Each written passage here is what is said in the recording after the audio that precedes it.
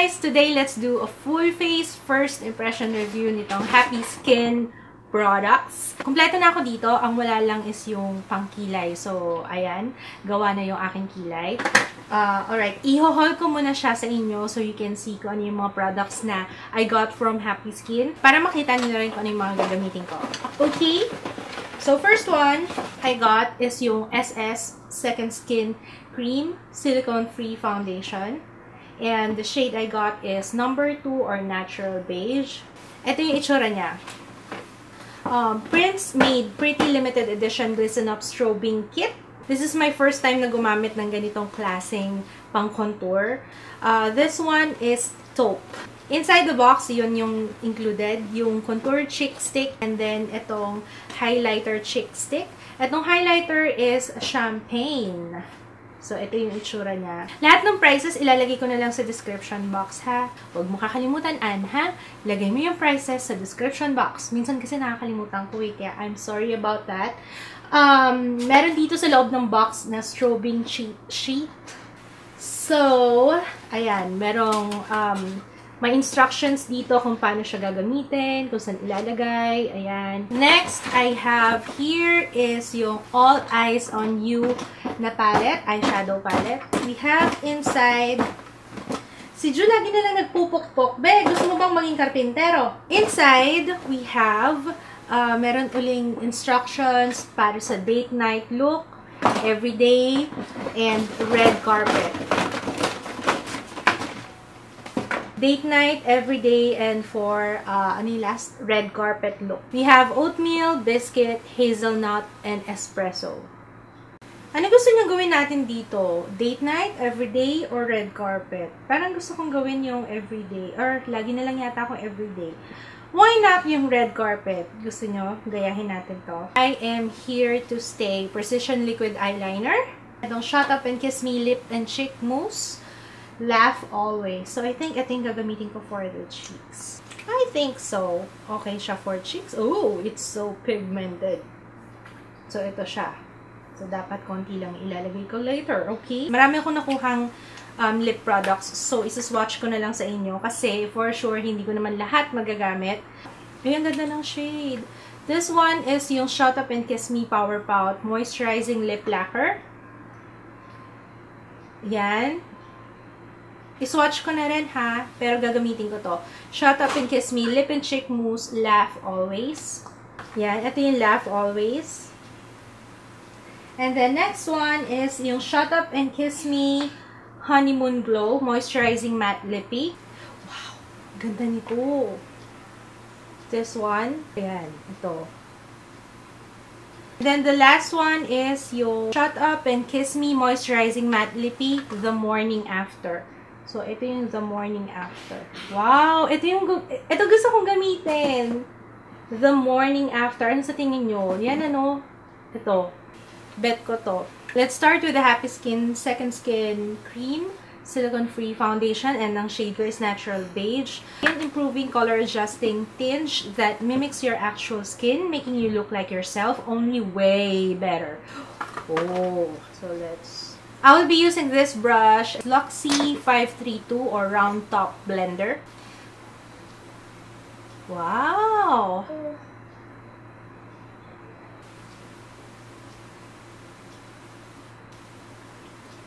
Wala siyang kakaibang, wala siyang scent, wala akong naaamoy. It has a dewy finish. Kita nyo? Ang ganda, oh. I would say mga ano to, medium coverage. Na-even out niya kagad yung skin tone ko. And maganda naman yung itsura niya. Medyo thick yung cream niya. Medyo. Hindi yata ako nagre-record. Anyway, ang ginamit ko sa aking cheeks na kailangan ko nang i-blend is, wait lang, i-blend ko nga muna. Kasi akala ko nagre-record na ako. Hindi pala ako nagre-record. Okay. So, I used Shut Up and Kiss Me Lip and Cheek Mousse para sa cheeks. In-apply ko muna siya before I set with powder kasi dahil ito ay isang mousse. Dagdagan ko ng konti dito sa kabila para pumantay. Parang sumobra kaya i-blend ko with my foundation brush. Yeah, that's much better. Para mukhang natural lang. Walang kasama ditong powder sa Happy Skin, so magsaset muna ako with powder. Alright, let's move on sa eyes. I will be using itong All Eyes on You eyeshadow palette. Gayahin natin yung red carpet. Biscuit muna as base. Sana merong salamin, ano? Wala kasing salamin yung eyeshadow palette. But it's okay. Parang hindi ko siya nakikita. Hindi ko makita yung biscuit. So, gamitin na lang natin yung hazelnut as base. Itong. Yan! That's much better. That's what I'm talking about. Yan. So, i-apply ko muna siya. So, yung pinaka-top part ng brush, yun yung pangkakapa ko dun sa bone, sa aking orbital bone.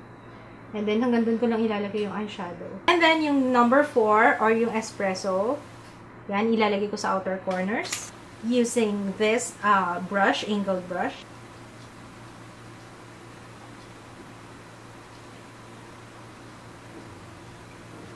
I like this palette kasi sakto yung mga kulay sa taste ko. Yung mga yan, very wearable colors. And pwede mo siyang gamitin. Yun nga, pwedeng pang date night, pang everyday, and pang red carpet look. And it's very pigmented. Be-blend ko lang para mawala yung harsh edges.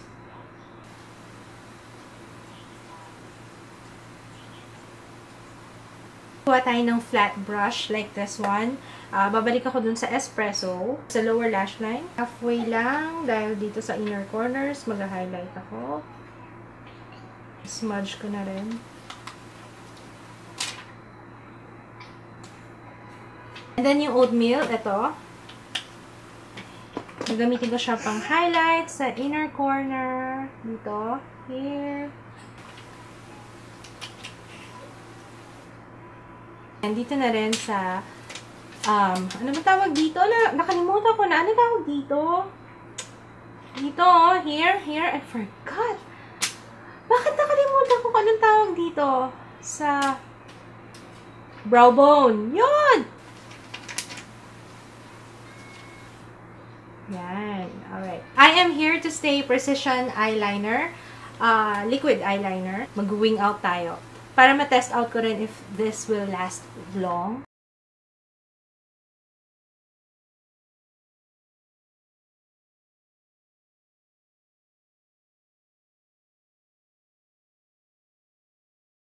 It's very black and it's matte. So, pag tumama yung ilaw, hindi siya shiny. So, that's how I like my eyeliner. So, nag-apply lang ako ng mascara and nag-curl lang ako ng lashes. Next, let us contour. So, yan. Ganito siya karami. Yan. Marami-rami naman siya. Hindi ko na i-follow yung nasa cheat sheet kasi meron akong own way of contouring. Yung gagawin ko na lang yung kung ano yung I think what will work best for my face. Lalagay ko muna siya here, dito, sa temples, konti dito sa nose, dot lang para hindi sobra. And then dito sa jaw. Yan. Hindi ko alam kung mas okay yung sponge or brush para sa ganitong klaseng contour, but I will just use itong Real Techniques na contour brush.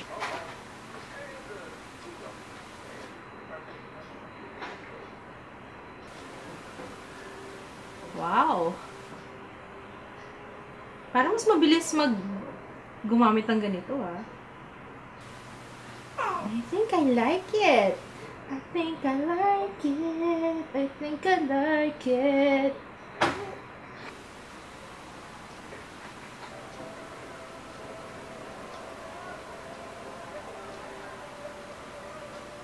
Yung fingertip ko na lang gagamitin ko sa nose.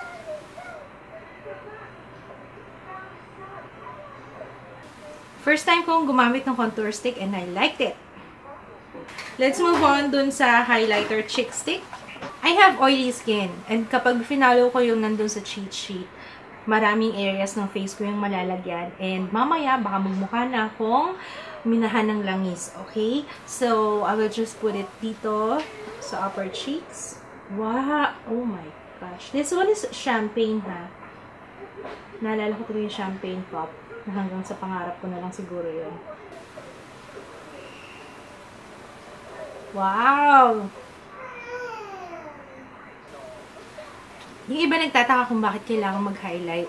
Alam niyo maganda mag-highlight kasi, alam niyo yun, yung mga areas ng face niyo na gusto niyong i-emphasize, may mga areas ng face na kailangan i-highlight para pag tumama yung ilaw, mas maganda yung effect, mas maganda yung umaangat, kumbaga, umaangat yung mga features na to, especially kunwari sa taas ng cheeks, ganyan, tsaka mas mukhang healthier.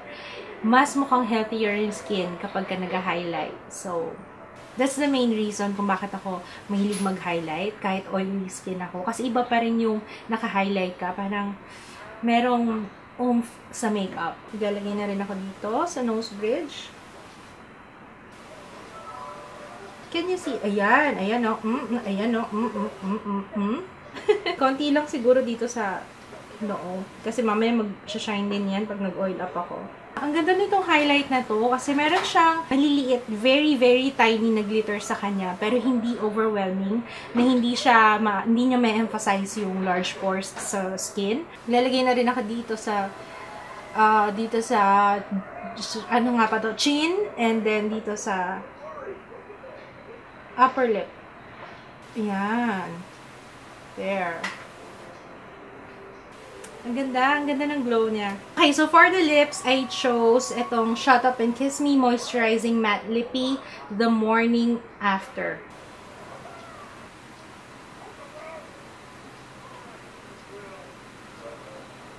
Gustong-gusto ko tong moisturizing matte. Alam nyo, application is very easy. Color niya, yung color payoff is really good, really pigmented. Hindi siya nagsasettle sa lines, sa lips.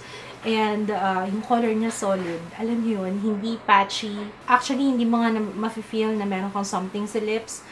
Very comfortable. And meron akong dryness dito sa part na to and hindi niya na-emphasize. I really love it. Kaya pala ang dami nagre-rave nito. Ang dami nagre-request na gawa ko ng review kasi ang ganda daw. True! Ang ganda. Ang ganda niya talaga. So, anyway, I like the final look. Very simple, pero glowy. Anyway, for now, wala pa akong hindi nagustuhan sa products. Lahat halos is very good sa akin. So, let's just test it out. I will be wearing this all day and I will be back later for my final thoughts. End of the day, and my final thoughts dito sa Happy Skin products. I don't know if you can tell, pero ayan. Oh my gosh, it's so hot. Kaya, ayan, pawis na ako. A little something about Happy Skin kasi wala yata ako nabanggit kanina. Happy Skin is a Filipino brand. It is made in Japan. Filipino brand but made in Japan. If you want to know more about it, ilalagay ko yung links ng kanilang website, ng Facebook and Instagram sa description box. Okay, let's start with the foundation. Unfortunately, I wouldn't recommend this sa mga merong oily skin.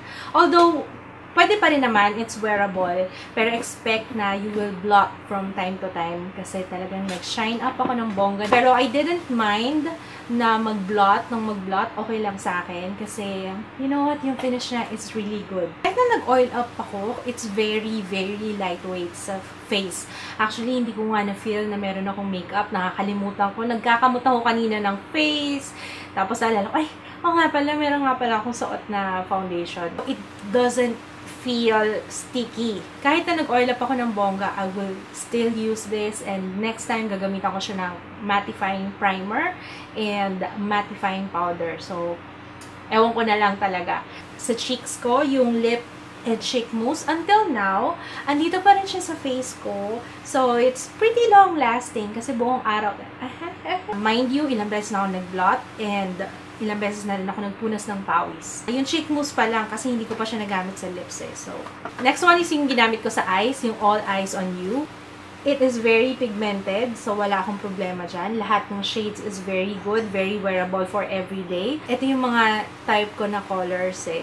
So, yung 4 na shades, sana dinagdagan nila kasi medyo pricey ng konti yung mga products ng Happy Skin. The packaging, nakalimutan kong banggitin. Alam nyo yung packaging nila, ay nako, very, very, very cute, very girly, with all the pastel colors. It's so cute. Ang cute ng packaging nila. Plus points pa doon. And look at this one. Itong box ng strobing kit.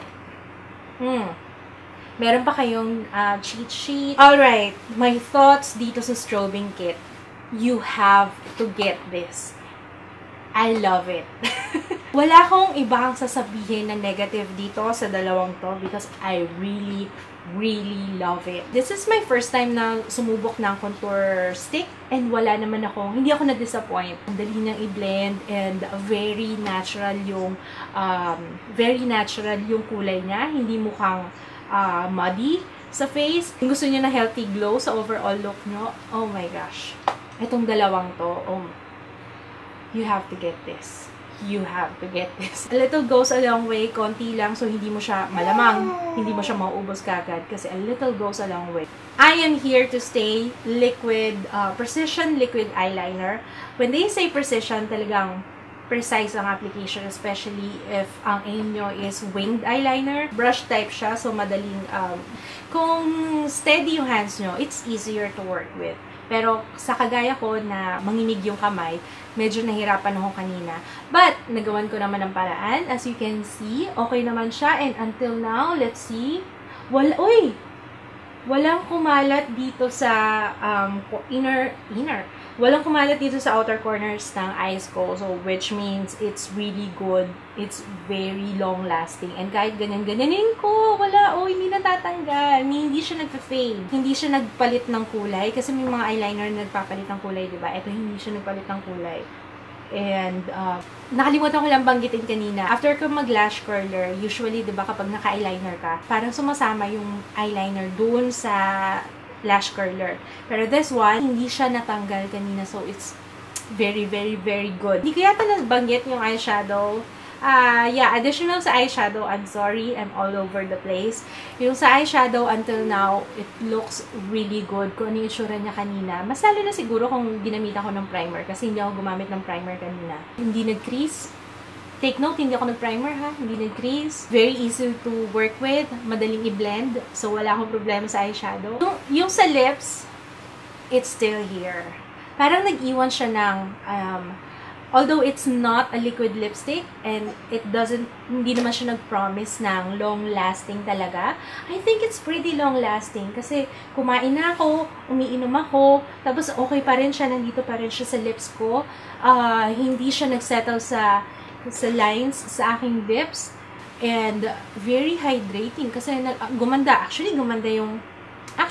yung condition ng lips ko ngayon after kong i-apply yung moisturizing ano nga ba yung name niya? Shut Up and Kiss Me Moisturizing Matte Lippy, and yung color niya is Love. Yan yung color niya. Sobrang ganda. Kahit yung isa ang hirap nga pumili kanina kung ano yung gagamitin ko kasi parehong maganda yung kulay. Yung price na is medyo may kamahalan. It's worth it for me ha. Okay sa akin yung products. Particularly, yung strobing kit, guys, you should try it. Lalo na kung nahihirapan kayong mag-contour with powders, try using yung contour stick and yung highlighter stick. Really good. Wala akong actually maisip na hindi ko nagustuhan sa kanila, maliban sa presyo, kasi medyo may kamahalan. If we're talking about the quality, I would say yung Happy Skin, based sa paggamit ko. This is my first time to use Happy Skin products and hindi ako na-disappoint. I highly recommend this product. I'm very proud na it's a Filipino brand na made in Japan. Syempre, tangkilikin ng sariling atin, so that's it guys! Ano ba itong ginagawa ng anak ko? Sana na-enjoy nyo itong video na to at nakatulong sa inyo. Maraming salamat sa panonood. If you have questions, feel free to leave a comment down below. If you want to share your experiences too with Happy Skin products, comment din kayo sa baba. Maraming salamat sa panonood and see you again on my next video. Bye!